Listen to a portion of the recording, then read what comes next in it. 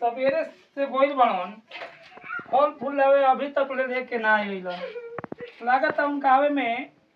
अभी देरी बा। तब ले हमू जातनी मंदिर में पूजा उजा कइले होतनी आ अयन तो अपन फिर फल फूल लेबे करिहन।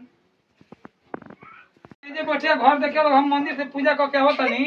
आ पापा अयन नु फल उल लेके तो कहिया कि मम्मी पूजा करे गइल बाड़ी।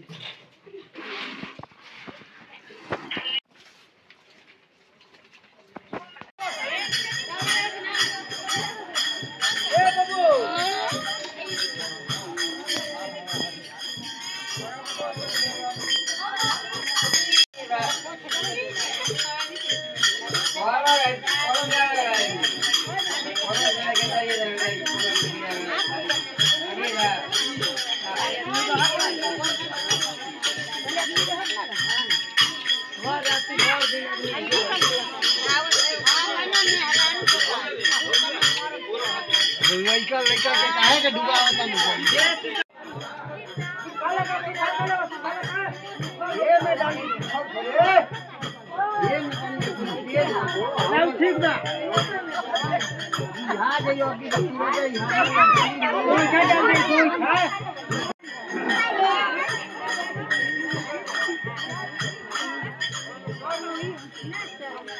चलांती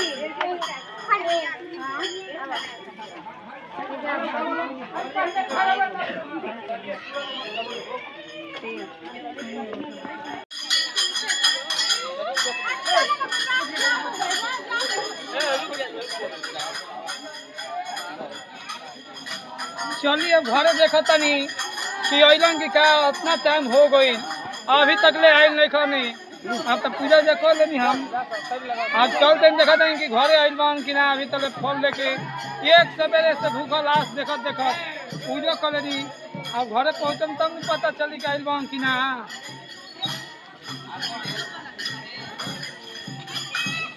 निस्तनिया के अभी तक सोचे के चाहिए ऐसा मरद हम हायल का हो भी मरद एकदम एक सुबेरे से फल लागे कोई लग अभी तक फल लेके अइलन ना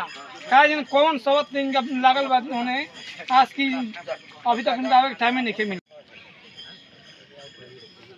काहे भौजी बड़ा बोलो तारू का कुछ बात बता बात कुछ नहीं के बकुल दवर। अरे बात ये बा कि आज अष्टमी हम भूखल बानी अच्छा। आ तहर भैया सुबह से फल लागे गइल बान आ देखत नहीं ये टाइम हो गइल आ का जन मुझौता कहीं का करता उफल पड़ता कोने माटी में लाग गइल अभी तक लेके घरे ना आइलक। का फल हाँ उ फल लागे गइल बड़न तब कहाँ गइल बान होई देखो हम उनका के अबके देखनी है दुमाहान पर दारू पी के खूब वो कइले बड़न वो सब उल्टी कर देले बने आई कहत रे कि फल लागे के विदा कइले बनी देख ल चल नहीं के विश्वास चल में देखा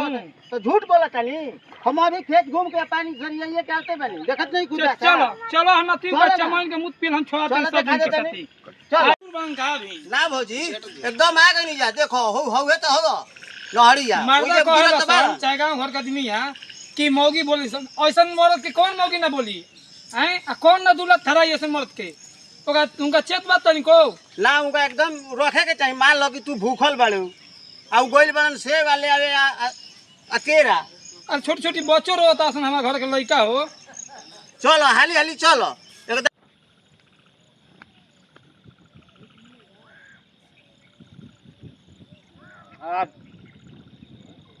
आज जन्माष्टमी का दिन मेहरारू हमारा के 200 रुपया देला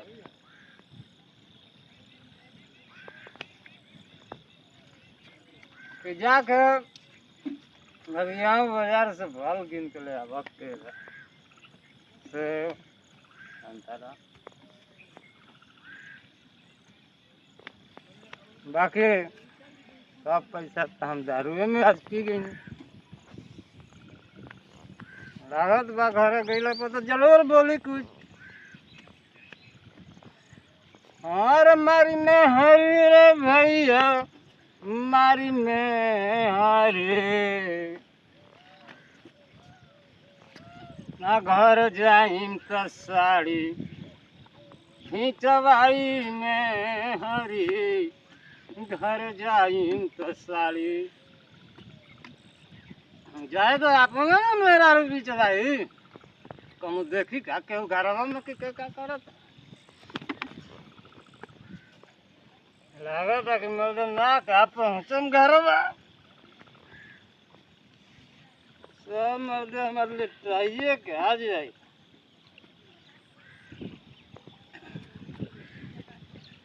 अब बुझाता कि नदी पार ना हो खो सब खोल के धरे के बड़ी गाद हमारा अच्छा धर ले देना तो सब खराबी हो जाए हमारो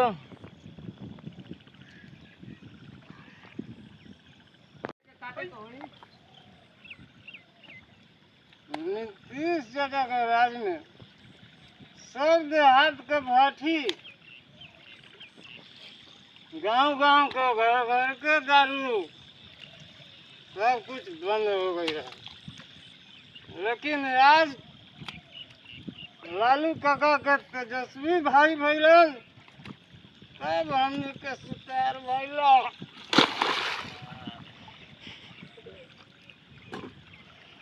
बस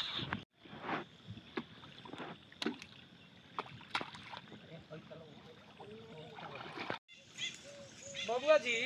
हाँ भौजी अभी ढेर दूर का बा ना बस आ गई जा देखी चली ना आई जगह बा आई हे मा घूम के आई भौजी आई चलो बबुआ देखी आई देखता नहीं हम तो खानी देख के आ भीरी ना गई हां तन ना बोलते रह ना कि बुझाइला कि हमरो को वही में गिरा दिया अब रहुए देखी अब देखा त नहीं रहुआ के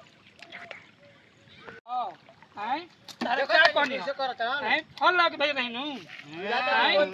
आज राष्ट्रीय निस्तनी आज समय के मुझ पी क्या गिर बड़े रहे पा सुन बात बताओ बकुलवा का गोल में पड़ल बड़े बकुलवा तार में जाता पड़ल बा नहीं तो बात सुन हम झूठ थोड़े बोलत बकुला बबुआ रहन कि बतैलो ना बाचल तू अंत तुरे निस्तनी घरहु ना देख ले घरहु ना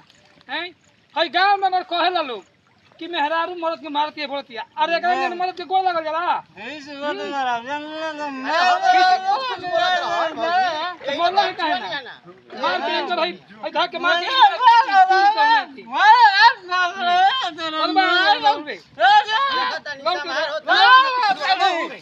आई निस्तनियो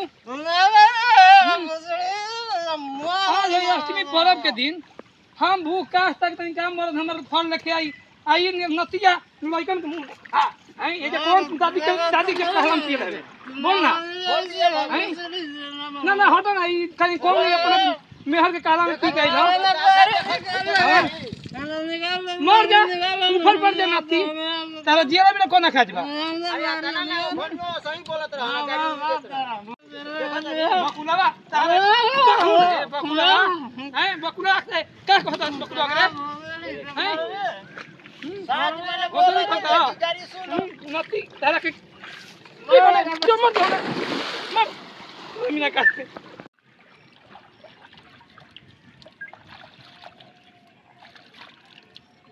बताओ ना भौजी तो छोड़ के या भाग गई इनका के और या अकेले जाए वाला बाने हमारा से बुझाता कि हमरो के गिरा दिहन आ सब इने हमारे ये देले बानी आ इनका के ले चलो कोई बा हो रोको आई रोको अरे मदई का हो गइल हो अकेले जई हो ना एकदम ई का हो गइल पी के पड़ल बाड़े हमरो के बुझाता कि गिरा दिहन इनका के घरे पहुंचा दिया चल घर चौपा दो दिन करे करे मर देते इहे काम करता रहा जाता बाजारे दारू पी के गिरे लगता अरे हम गंजालाल चैनल से तमाम भोजपुरिया भाई के हाथ जोड़ के प्रणाम करत रहनी कि देखनी कि पियकर के का हाल भइलक तो ऐसे कोनो भाई यदि पियत हो तो मत पीह घर परिवार में मिल के रहियो यही अपना हमार कहनाम बा लाइक करिह सब्सक्राइब करिह कमेंट करिह बेल आइकन के दबाइह जय हिंद जय भारत जय भोजपुरी समाज।